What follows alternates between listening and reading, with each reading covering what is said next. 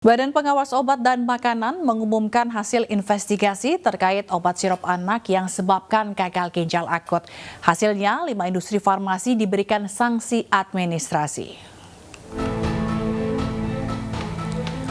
Sebanyak 5 industri farmasi diberikan sanksi administrasi oleh BPOM terkait cemaran etilen glikol dan ditilen glikol pada obat sirup anak. Kelima industri farmasi ini dianggap lalai sehingga menyebabkan hal itu terjadi.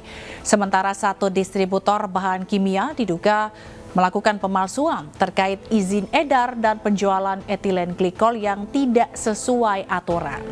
BPOM juga mengumumkan 168 produk obat dari 60 produsen yang aman dikonsumsi dan tidak tercemar kandungan etilen glikol dan ditilen glikol. Pelanggarannya, dari satu pertama adalah PT Yarindo Pharma, kedua PT Universal Pharmaceutical Industry dengan standar yang sangat melebihi standar tentunya, PT Avi Pharma, PT Samco Pharma, dan kelima adalah PT Chobros Pharma telah diberikan sanksi administrasi terhadap kelima industri farmasi tersebut berupa pencabutan cara pembuatan obat yang baik dan izin edar, kemudian penghentian kegiatan produk sirup obat, penarikan semua sirup dari peredaran dan pemusnahannya dari semua persediaan sirup tersebut, produk-produk tersebut ya. Kemudian juga terhadap 2 pedagang besar farmasi PBF, PT Tirta Buana Kemindo dan PT Mega Setia Agung Kimia telah diberikan sanksi administrasi berupa pencabutan sertifikat cara distribusi obat yang baik CDOB ya.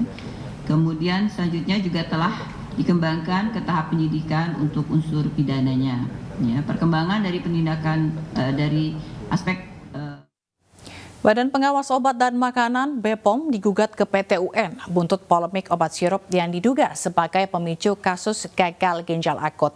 Sementara itu hingga hari ini tercatat terdapat 324 kasus gagal ginjal akut, 199 diantaranya meninggal dunia.